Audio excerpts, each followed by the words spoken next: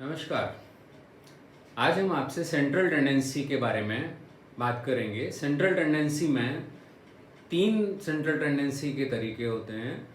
Central tendency एक तो हम मीन निकाल के कैलकुलेट कर सकते हैं, दूसरा मीडियन से कैलकुलेट कर सकते हैं और तीसरा मोड निकाला जा सकता है। सबसे शुद्ध मापक मीन होता है, जिसे मैं इस पर एक लेसन डाल चुका हूँ, आप उसको देख सकते हैं। और उससे थोड़ा कम बेहतर तरीका है वो मीडियन है, और सबसे क्रूड तरीका जो है वो मोड कहलाता है। मीडियन क्या होता है, आज हम इसके बारे में आपसे बात करेंगे और इसको कैसे कैलकुलेट करते हैं। मीडियन जैसा कि इसको हिंदी में कहते हैं मध्यांक। इसका मतलब मध्य में आने वाला अंक, जो अंक किसी समंक श्रेणी को दो बराबर भागों में बांट दे, है ना। इसका मतलब होता है the score which divides series into two equal halves. जैसे मान लीजिए ये स्कोर्स दिए हुए हैं 24, 26, 28, 30, 32, 35 और 40। तो ये 1, 2, 3, 4, 5, 6, 7 स्कोर्स हैं, तो आधा यहां पे आएगा, ये मीडियन कहलाएगा। मीडियन इज इक्वल टू 30, क्योंकि इसके ऊपर आधे सदस्य आ रहे हैं और इसके नीचे आधे सदस्य आ रहे हैं। तो मीडियन ऐसा स्कोर जो किसी समंक श्रेणी को दो बराबर भागों में बांट दे, वो मीडियन कहलाता है। लेकिन यहाँ पे क्या है, डेटा को हमें अरेंज करना पड़ेगा। असेंडिंग या डिसेंडिंग ऑर्डर में अरेंज कर लेंगे, तब फिर हम बीच का अंक पता करेंगे। देखिए ये यहाँ पे पता कैसे किया गया, यहाँ पे कैसे पता किया गया, 1, 2, 3, 4, 5, 6, 7 स्कोर्स थे हमारे पास, ठीक है। 7 को मैं 1 हमने जोड़ा और 2 से भाग दे दिया, तो 8/2 बराबर fourth item, value of fourth item की वैल्यू क्या है, पहला, दूसरा, तीसरा, चौथा। इसका मतलब 30। Median is equal to 30। इसका मतलब अगर हमारे पास अनग्रुप डेटा हो मीडियन में निकालने के लिए, तो फिर अनग्रुप डेटा में क्या फॉर्मूला बनेगा, n, ये 7 है यहाँ पे, नंबर ऑफ स्कोर्स है, तो n+1 हमने कर दिया, तो ये +1 आ गया, डिवाइडेड बाई 2 कर दिया, तो ये 2 आ गया, है ना। 8th item. तो अनग्रुप डेटा में जब हम मीडियन कैलकुलेट करते हैं, तो हम कैसे कैलकुलेट करते हैं मीडियन, इसके लिए हमें क्या करना पड़ता है, सबसे पहले जो डेटा हमें दिया गया है उसको अरेंज करना पड़ता है। सेंडिंग ऑर्डर में अरेंज कर लीजिए, डिसेंडिंग में कर लीजिए, तब भी चलेगा, कोई फर्क नहीं पड़ता है। हमने यहाँ पे असेंडिंग ऑर्डर में अरेंज किया, बढ़ते हुए क्रम में। तो ये यहाँ पे n बराबर 19 स्कोर्स हैं, ये 1, 2, 3, 4, सॉरी ये हैं 14 स्कोर्स, 1, 2, 3, 4, 5, 6, 7, 8, 9, 10, 11, 12, 13, 14। n बराबर यहाँ पे 14 है ना, n बराबर 14। तो 14 स्कोर्स को हमने क्या किया, बढ़ते हुए क्रम में, सबसे छोटे को सबसे पहले और सबसे बड़े को सबसे बाद में। तो इस तरीके से इन डेटा को हमने ऐसे बढ़ते हुए क्रम में अरेंज कर लिया। अरेंज करने के बाद हमने क्या किया कि n पता था हमें 14 है, तो फॉर्मूला लगाया, median is equal to value of n+1 divided by 2th item. n 14 है, तो value of 14+1 divided by 2th item, तो है 15, 15 डिवाइडेड बाय 2th आइटम, इसका मतलब 7.5th आइटम। तो 7.5th आइटम कहाँ आएगा, 1, 2, 3, 4, 5, 6, 7 और ये 8 इनके बीच में आएगा, है ना। ये 7th आइटम 9th है और 8th आइटम 10 है, तो 7.5 कहाँ पे आएगा, इसके लिए हमें क्या करना पड़ेगा, 9 और 10 को जोड़ करके 2 से भाग देना पड़ेगा, तो इसके बीच में हम वैल्यू पता कर सकते हैं। तो ये 19 हो गई, 19 को 2 से भाग दिया, तो मीडियन की वैल्यू आ गई यहाँ पे 9.5। तो मीडियन इज इक्वल टू 9.5 आ गया।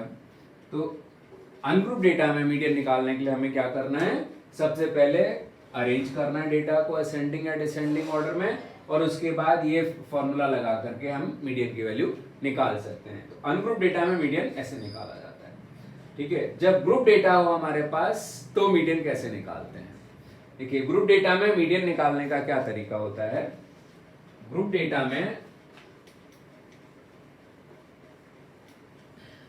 ग्रुप डेटा का मतलब डेटा क्लास इंटरवल्स में डिवाइडेड हो, ठीक है, या डिसेंडिंग उसमें डिस्क्रीट सीरीज में हो।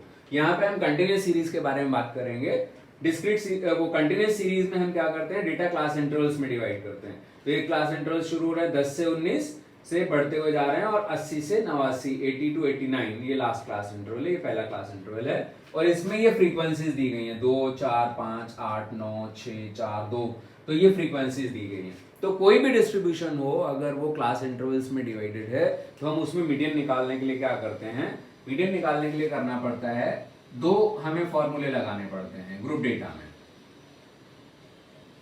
ग्रुप डेटा में पहले फॉर्मूले से तो हम ये पता करते हैं कि मीडियन किस क्लास इंटरवल में, तो median is equal to value size of n/2th item. ठीक है, n क्या होता है, n सम ऑफ फ्रीक्वेंसी होता है, जैसे आपको मालूम है ग्रुप डेटा में। तो इसका मतलब इस एग्जांपल में n/2 का मतलब हुआ size of 40 divided by 2th item. तो ये हो गया साइज ऑफ 20th आइटम। मतलब कहने का 20 जहां पे लाई करेगा। तो ये कैसे पता करेंगे, इसके लिए हमें क्या करना पड़ता है, क्यूमुलेटिव फ्रीक्वेंसी निकालनी पड़ती है ना, CF निकालनी पड़ती है। CF का मतलब क्यूमुलेटिव फ्रीक्वेंसी। तो क्यूमुलेटिव फ्रीक्वेंसी कैसे निकालते हैं, जिधर से क्लास इंटरवल चल रहे हैं, जैसे ये इस ऑर्डर में चल रहे हैं, ठीक है, यहाँ पे ऑर्डर कौन सा है, ये कहलाता है असेंडिंग ऑर्डर, आरोही क्रम। ठीक है, तो हम इसको जोड़ते चले जाएंगे इधर से, 2, 4, 6, 6 and 5 11, 11, 8 19, 19 and 9 28, 28 and 6 34, 34 and 4 38, 38 and plus 2 is equal to 40। तो यहां से हम जोड़ते चले जाएंगे। क्यूमुलेटिव फ्रीक्वेंसी संचयी बारंबारता कहलाती है। तो क्यूमुलेटिव फ्रीक्वेंसी ऐसे हमने निकाली। तो क्यूमुलेटिव फ्रीक्वेंसी में फिर हमें देखना होता है कि 20 कहां पे लाई करेगा, 19 में नहीं लाई करेगा, इसमें लाई करेगा। तो ये जो क्लास इंटरवल है ये मीडियन क्लास इंटरवल कहलाएगा।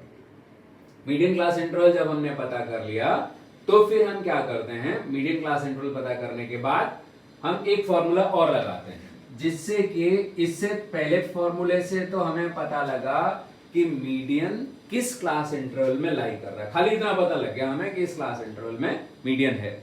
लेकिन इस क्लास इंटरवल में मतलब 50 से 59 के बीच में मीडियन है। लेकिन 50 है वो या 59, ये 49.5 भी हो सकता है, 59.5 भी हो सकता है। एग्जिट वैल्यू क्या है उसकी, ये पता करने के लिए एक फॉर्मूला और लगाना पड़ता है। ये होता है L1 plus n/2 minus CF upon F into I, जहां पे L1 क्या होता है, lower limit of the median class interval. जिस क्लास इंटरवल में मीडियन है उसका लोअर लिमिट, तो ये हो गया लोअर लिमिट 49.5। देखिए ये इंक्लूसिव सीरीज है, और इंक्लूसिव सीरीज में क्या होता है ना, इसको हमें एग्जैक्ट में चेंज करना पड़ता है। तो 50 का वास्तविक सीमा कहां से शुरू होती है, 49.5 से। तो ये 49.5 इसलिए लोअर लिमिट हो गई। तो लोअर लिमिट हो गई, lower limit of the median class interval. CF क्या होता है, cumulative frequency of preceding median class interval. Median class interval से पूर्व के वर्गांतर की संचयी बारंबारता, ये क्यूमुलेटिव फ्रीक्वेंसी हो गई। ठीक है, F क्या होता है, frequency of median class interval, जिस वर्गांतर में मीडियन है उस वर्गांतर की बारंबारता, वो F हो गई। अब रह गया I इज इक्वल टू होता है साइज ऑफ क्लास इंटरवल। तो साइज ऑफ क्लास इंटरवल यहां पे कितना है, साइज ऑफ क्लास इंटरवल 10 है। तो यहां पे देखिए इस सवाल में L1 क्या हुआ, lower limit of the median class interval. इस प्रॉब्लम में L1 बराबर हो गया, L1 इज इक्वल टू हो गया 49.5। ठीक है, दूसरी चीज चाहिए n इज इक्वल टू हो गया 40। तीसरी चीज चाहिए CF, C F is equal to हो गया cumulative frequency of the preceding median class interval पूर्व के वर्गांतर की संचयी बारंबारता। तो ये 19 हो गई। और फॉर्मूले में हमें क्या चाहिए, यहीं पे यहाँ पे भी फॉर्मूला लिखा हुआ है C F upon F. F is equal to frequency, F क्या लिखा हुआ है, frequency of median class interval. Median class interval की फ्रीक्वेंसी 9 हो गई। अब क्या चाहिए फॉर्मूले में, देखिए I is the size of class interval, तो वो 10 हो गया। ये सारी वैल्यूज आपके पास आ गई। अब इन वैल्यूज को आप क्या करिए, फॉर्मूले में रख दीजिए।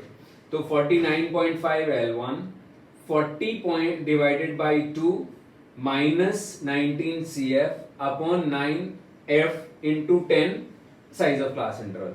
ठीक है, तो इसको जब आपने 49.5 इसको 20 को 40 को 2 से काटा तो 20 आया, 20 में से 19 घटाया तो 1 आया, बटे 9 गुणे 10। तो इसका मतलब ये 10 से ये आया 10 अपॉन 9।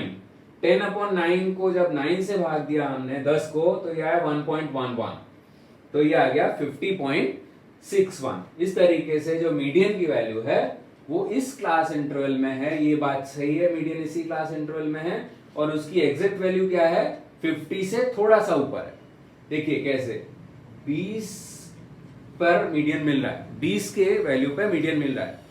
देखिए 19 की वैल्यू कहां पे खत्म हो रही है, 49.5 तक। अगर 19 होता तो मीडियन 49.5 हो जाता, लेकिन 19 से ज्यादा है तो 49 से थोड़ा सा ऊपर चलना पड़ेगा। ये 9 फ्रीक्वेंसी इस क्लास इंटरवल में बिखरी हुई है, तो एक फ्रीक्वेंसी इस क्लास इंटरवल में खाली हमें ऊपर जाना है, तो थोड़ा सा एक फ्रीक्वेंसी ऊपर जाने पे हमें मीडियन मिलेगा 50.61 पे, थोड़ा सा ऊपर मिल रहा है। देखिए 50.61 पे है ना, थोड़ा सा आगे जाएंगे तो हमें मीडियन की वैल्यू मिल जाएगी। तो मीडियन इस तरीके से हम कैलकुलेट कर सकते हैं अनग्रुप डेटा में, ग्रुप डेटा में।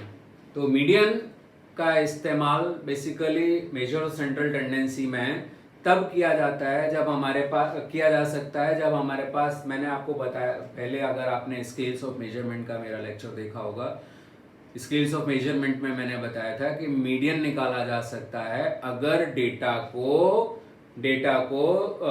इंटरवल स्केल से नीचे स्केल, मतलब सबसे पहला स्केल होता है नॉमिनल स्केल, दूसरा स्केल होता है ऑर्डिनल स्केल, तीसरा इंटरवल स्केल और चौथा रेशियो स्केल।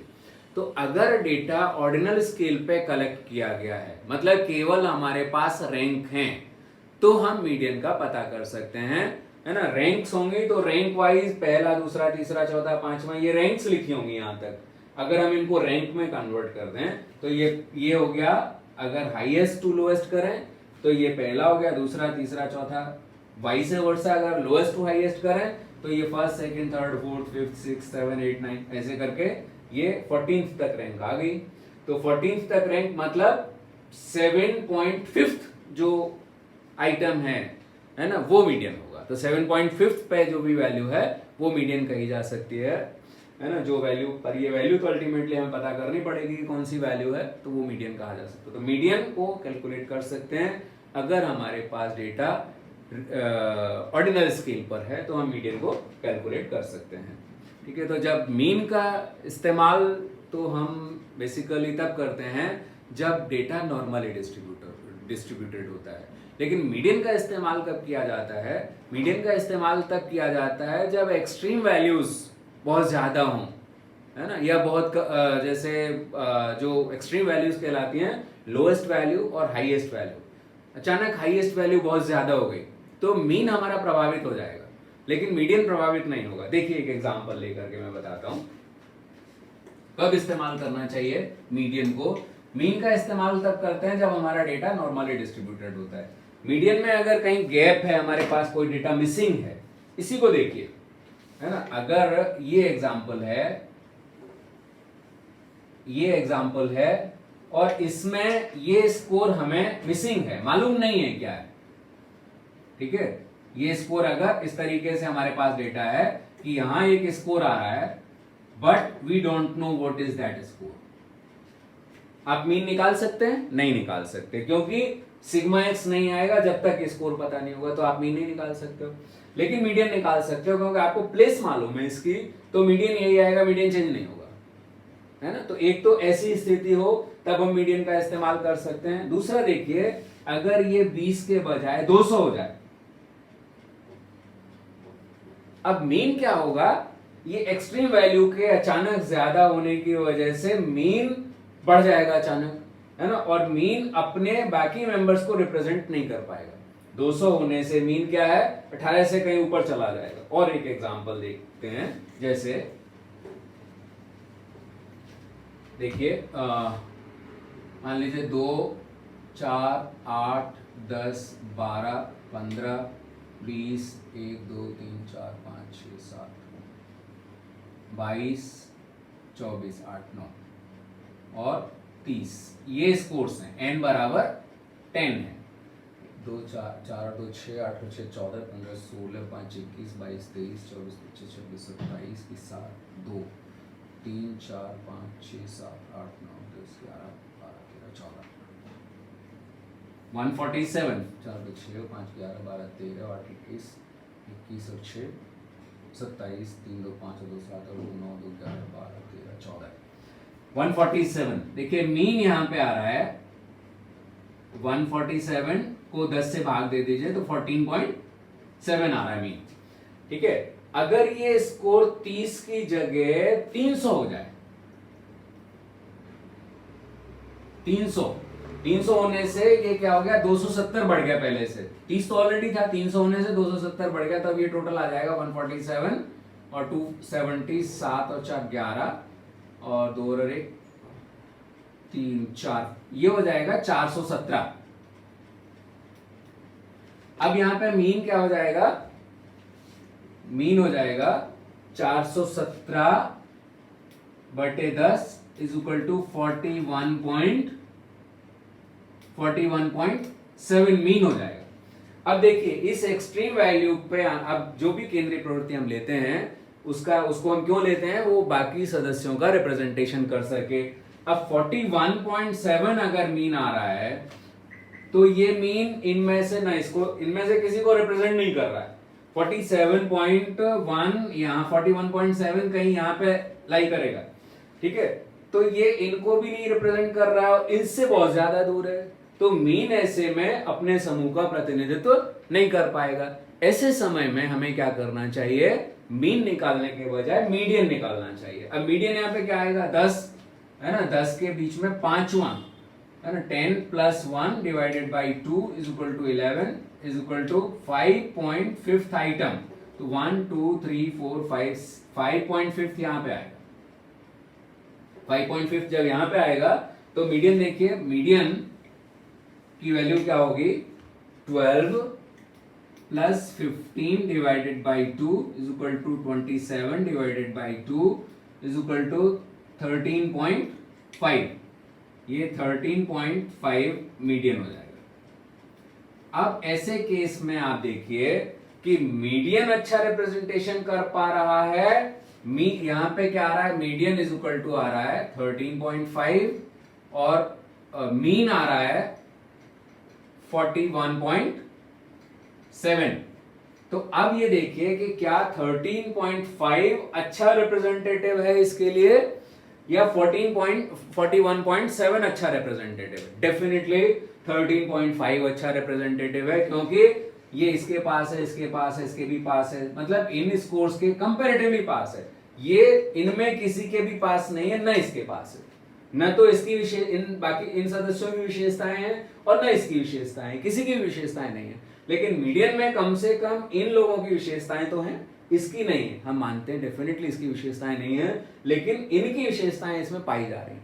तो मीडियन का इस्तेमाल हमें तब करना चाहिए जब एक्सट्रीम वैल्यूज बहुत अधिक डेविएटेड हों। मतलब यहाँ पे 24 तक चल रहा था, अचानक 300 हो गया, ऐसे में फिर मीन का इस्तेमाल हमें गलत सेंट्रल टेंडेंसी दे सकता है, जो वास्तव में अपने समूह का प्रतिनिधित्व नहीं कर पाएगी। तो ऐसे केसेस में हमें मीडियन का इस्तेमाल करना चाहिए। और एक मैंने जैसे आपको बताया था कि अगर कोई अंक मिसिंग है, हमें मालूम है कि यहाँ पे कोई स्कोर है लेकिन इस पे चाय गिर गई या कलर गिर गया, और ऐसे में हम मीन तो नहीं निकाल सकते, लेकिन हम यहाँ पे मीडियन निकाल सकते हैं, क्योंकि मीडियन इतना ही आएगा। इसकी हमें ये मालूम है 20 से 24 के बीच में कोई स्कोर है, मीडियन चेंज नहीं होगा, लेकिन मीन चेंज हो जाएगा। अगर ये वैल्यू 20 रही हो तो कुछ और होगा, 21 रही हो तो बदल जाएगा, 22 होने पे बदल जाएगा, 23 होने पे बदल जाएगा, लेकिन मीडियन बदलेगा नहीं।